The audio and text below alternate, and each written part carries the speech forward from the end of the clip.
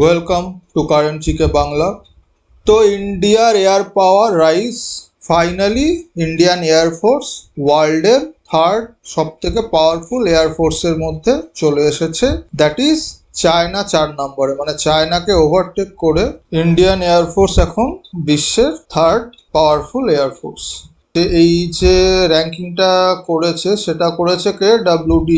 ডাব্লিউডিএমএমএ মানে one of the famous আর one of the trusted source, যারা এটা প্রত্যেক বছর করে, যেখানে মিলিটারি এয়ার পাওয়ারের কম্প্যারিজন হয়। এবার এই র্যাঙ্কিংটা দেখে মনে হতেই পারে যে খাতায় কলমে আমরা যদি দেখতে চাই তাহলে চায়নার এয়ার পাওয়ার কিন্তু ইন্ডিয়ার থেকে অনেক বেশি নাম্বারে।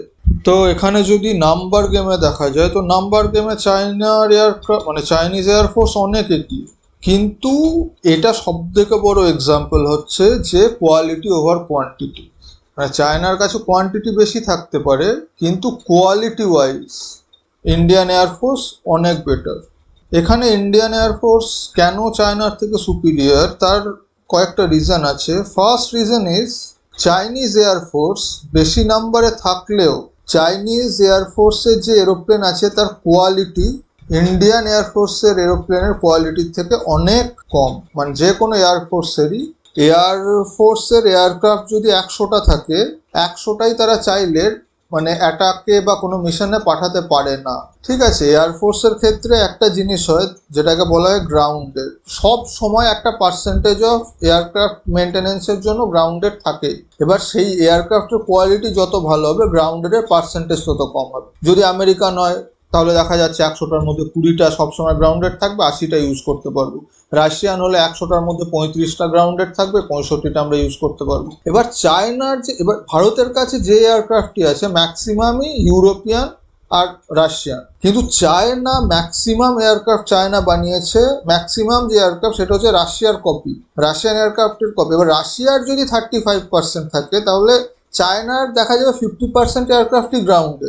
এখানে যে 2200টা ভারতের এয়ারক্রাফট আছে আর চায়নার যে 3000, তো চায়নার 3304টে এয়ারক্রাফটে দেখা যাচ্ছে 50% যদি গ্রাউন্ডেড থাকে আর ভারতের যদি এখানে 30% গ্রাউন্ডেড থাকে, মানে চায়নার ক্ষেত্রে আমি বলছি 50% আর ইন্ডিয়ার ক্ষেত্রে আমি ধরছি 30%ও যদি গ্রাউন্ডেড থাকে, তাহলে ওভারঅল এই যে নাম্বার, এই ডিফারেন্সটা কিন্তু অনেক কমে যাবে। এর 50% মানে হচ্ছে চায়নার অ্যাপ্রক্স 3300 মানে 1650 এয়ারক্রাফট হচ্ছে চায়নার actually active for the mission, 1650। আর 70% যদি আমি 2200 ধরি, that is also near about ওরকমই হবে, মানে 1500 থেকে 1600। নাম্বারে চায়নার বেশি হলেও অ্যাকচুয়ালি যে এয়ারক্রাফট মিশন রেডিনেস সেটা কিন্তু দুটো কান্ট্রির ক্ষেত্রে সেম হয়ে যাচ্ছে। এবার ইন্ডিয়ার কাছে যে এয়ারক্রাফট আছে সেগুলো অনেক অ্যাডভান্স। তো এটা হচ্ছে প্রথম কারণ। সেকেন্ড হচ্ছে যে চায়নাকে আসতে গেলে, অ্যাটাক করতে গেলে তিব্বত পেরিয়ে অ্যাটাক করতে হবে, আর বেশিরভাগ চাইনিজ এয়ারবেসেসই হচ্ছে প্রচুর হায়ার অল্টিটিউডে।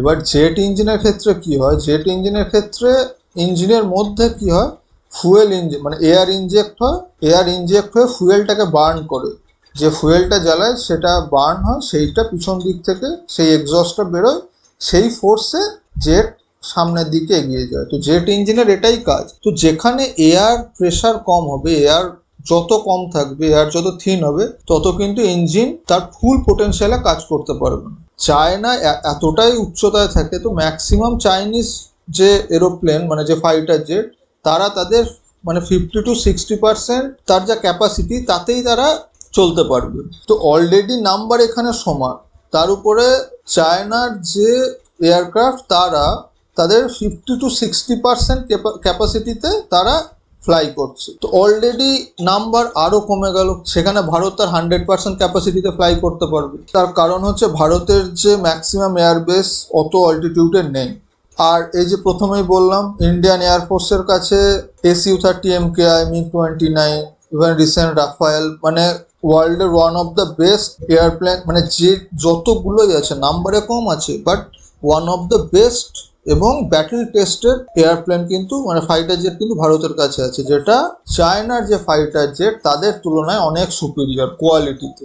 তো চায়নার মিসাইলের রেঞ্জ বেশি, কারণ PL-15 চায়নার যে recent air two air missile সব থেকে বেশি রেঞ্জ, কিন্তু এটাও কয়েক বছরের মধ্যেই ভারত সেটাকেও ক্রস করে যাবে যখন অস্ত্রা মার্ক 3 ভারতের চলে আসবে। প্লাস এয়ার ডিফেন্স তো মানে অপারেশন সিন্দুরের পর চাইনিজ এয়ার ডিফেন্স সিস্টেম যতই এখানে বলুক টেস্ট হয়ে গেছে, এগুলো তো অ্যাকচুয়ালি ডকুমেন্টে তো ব্যাটল টেস্টেড হয়ে গেছে। রাশিয়ান এয়ার ডিফেন্স সিস্টেম মানে S-400 চায়নার কাছে হয়েছে, তো S-400 ছাড়া চাইনিজ যে এয়ার ডিফেন্স সিস্টেম HQ-9 যে এয়ার ডিফেন্স যেটা পাকিস্তানকে দিয়েছে, তো এই এয়ার ডিফেন্স সিস্টেমের যে কি অবস্থা সেটা অপারেশন সিন্দুরে প্রুফ হয়ে গেছে। ইন্ডিয়ান এয়ার ডিফেন্স সিস্টেম যে কতটা স্ট্রং সেটাও অপারেশন সিন্দুরের টাইমে প্রুফ হয়ে গেছে। তো এয়ার ডিফেন্স নিয়েও কোনো কথা বলে, তো প্রচুর জিনিস মানে প্রচুর জিনিসপত্রের উপরে ডিপেন্ড করে যে কোন এয়ারফোর্স কতটা পাওয়ারফুল, মানে শুধুমাত্র নাম্বারের উপরে। তাছাড়াও আর একটা সব থেকে বড় ভারতের অ্যাডভান্টেজ চায়নার কাছে, সেটা হচ্ছে এই যে টেকনোলজি থাকলেই তো হবে না, টেকনোলজি পিছনে কে আছে, সেটাকে অপারেট কে করছে, তার স্কিল কতটা, সেইটা পুরো একটা যুদ্ধ বা একটা মিশনের পুরো রেজাল্টই চেঞ্জ করে দেয়। এই যে সব থেকে বড় এক্সাম্পল এখানে এই যে অভিনন্দনের এক্সাম্পল। অভিনন্দন যেটা ফ্লাই করছিল that is MiG-21 bison. MiG-21 কে বলা হয় ফ্লাইং কফিন। এত পুরনো যে এটাকে কোনো এয়ারফোর্স এখন আর সেরকম ইউজই করে না, মানে কোনো পাওয়ারফুল ইন্ডিয়ান এয়ারফোর্স এই বছরই রিটায়ার করে দিয়েছে লাস্ট, মানে যে ছিল ইন্ডিয়ান এয়ারফোর্সও আর ইউজ করে না, তো বাট ছিল ইউজ করতো। তো ফ্লাইং কফিন মানে অনেক আগে, এটা 3rd জেনারেশনের অ্যাকচুয়ালি এয়ারক্রাফট। আর F-16 দ্যাট ইজ 4th জেনারেশনের এয়ারক্রাফট, ইউএসএ টেকনোলজি, মানে USA technology is best in the world. F-16 কে বলা হয় ওয়ার্ল্ডের সব থেকে হাইয়েস্ট ব্যাটলফিল্ডের এক্সপিরিয়েন্স হচ্ছে F-16। সেকেন্ড হচ্ছে ওয়ার্ল্ডের হাইয়েস্ট যে কিল, তো সেই রেকর্ডও আছে F-16 এর কাছে। বেস্ট প্রুভেন ওয়ার্ল্ডের এখনো পর্যন্ত ফাইটার হচ্ছে F-16। আমেরিকান টেকনোলজি সব কিছু, 4th জেনারেশন ফাইটার, যেখানে মানে MiG-21 এর থেকে সব কিছু ডেভেলপ, সেই F-16 কে MiG-21 ক্র্যাশ করিয়ে দিয়েছে অ্যাটাক করে। তো প্রথমে তো ইউএসএটা মানতেই চায়নি, পরে যাই হোক চাপে পড়ে মানে, কারণ ইউএসএর কাছে লজ্জার ব্যাপার যে একটা 3rd জেনারেশনের ফাইটার যেটাকে বলা হয় ফ্লাইং কফিন, সেটা ওয়ার্ল্ডের সব থেকে মানে হাইয়েস্ট ব্যাটলফিল্ড টেস্টেড এয়ারক্রাফট, সেটাকে যদি হারিয়ে দেয় তাহলে that is very embarrassing for USA. তো এইটা আর একটা সব থেকে বড় রিজন যে কে চালাচ্ছে, কে আছে এর পিছনে, দ্যাট ইজ ইম্পর্টেন্ট। তো যদি সেই রকম স্কিল থাকে, যেটা ইন্ডিয়ান এয়ারফোর্সের কাছে নো ডাউট চাইনিজ এয়ারফোর্সের থেকে বেটার স্কিল আছে, এটা নো ডাউট। তো সেই স্কিল যদি থাকে তাহলে কিন্তু একটা 3rd জেনারেশন এয়ারক্রাফট দিয়েও ওয়ার্ল্ডের ওয়ান অফ দ্য বেস্ট এয়ারক্রাফটকে ডাউন করা যায়। তো এইসব কারণের জন্যই বেসিক্যালি 3rd র্যাঙ্ক ইন্ডিয়ার। চাইনিজ এয়ারফোর্সকে টপকে চাইনিজ এয়ারফোর্সের নাম্বার বেশি হলেও 3rd র্যাঙ্ক কিন্তু ইন্ডিয়া, কিন্তু অ্যাকচুয়ালি র্যাঙ্ক 3rd নয়, 3rd পজিশনে আছে। তো র্যাঙ্কিংটা এখানে আমি একবার দেখিয়ে দিই। ফার্স্ট র্যাঙ্কিং হচ্ছে ইউএস এয়ারফোর্সের, পয়েন্ট হচ্ছে 242.9। এবার এখানে বোঝা যাবে সেকেন্ড পজিশন কিন্তু রাশিয়ার, কিন্তু ডিফারেন্সটা মানে এখানে যদি কেউ ডিফারেন্সটা দেখে বুঝতে পারবে কেন। একটু আগে কেন আমি বললাম যে USA technology is the best, কেন বেস্ট সেটা এখানেই বোঝা যায়। মানে ফার্স্ট আর সেকেন্ড পজিশনে যে দুটো কান্ট্রি আছে তাদের ডিফারেন্স মানে প্রায় ডবলেরও বেশি। তো ফার্স্ট আছে USA air force, United state air force 242। Second United states navy, মানে সেকেন্ড পজিশনেও কিন্তু ইউএসএ নেভি। তার কারণ হচ্ছে নেভির কাছেও তো ফাইটার জেট আছে, মানে নেভিরও নিজস্ব এয়ার পাওয়ার আছে। প্রত্যেকটা যখন এয়ারক্রাফট ক্যারিয়ার থাকবে, এয়ারক্রাফট ক্যারিয়ারের উপরেও একটা করে স্কোয়াড্রন থাকবে ফাইটার জেটের। তো এরকম করে ইউএসএ যে নেভির ফাইটার জেট, সেটা ইউএস নেভির এয়ার পাওয়ার হচ্ছে ওয়ার্ল্ডের সেকেন্ড। 3rd পজিশনে মানে 3rd নাম্বারে আছে রাশিয়া, যেটা হচ্ছে actually second position country wise, তার হচ্ছে 114। 4th নাম্বারে আবার ইউএসএ, এটা ইউএসএ কার না, ইউএসএ আর্মির। তো আর্মির এয়ারক্রাফটও আছে, তো আর্মি হচ্ছে 4th নাম্বারে। 5th নাম্বারে আছে ইউএস মারিন। ইউএস মারিনের কাছেও নিজেদের ফাইটার জেট আছে।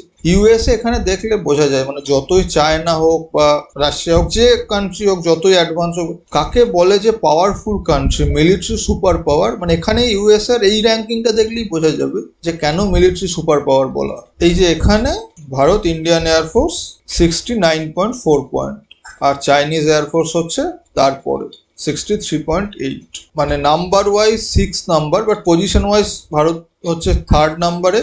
তো এটা নিয়ে এই যে র্যাঙ্কিংটা নিয়ে চায়নায় কিন্তু প্রচুর চাইনিজ যে সোশ্যাল মিডিয়া আছে, সোশ্যাল মিডিয়াতে ওখানকার যারা ডিফেন্স এক্সপার্ট তারা কিন্তু অনেক কিছু বলছে এবং তারা যথেষ্ট রেগে আছে। মানে কোনো একটা ডিফেন্স এক্সপার্ট বলেছে যে এটাকে নিয়ে যেন ভারত বেশি না সিরিয়াসলি নেয়।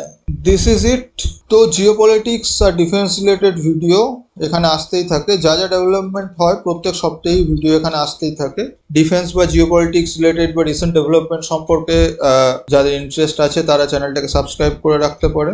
কোনো পার্টিকুলার বিষয়ের উপর ভিডিও বানানোর সাজেশন থাকলে সেটাও কমেন্টে দিতে পারেন, তো চেষ্টা করবো পরে সেটা নিয়ে ভিডিও বানানোর।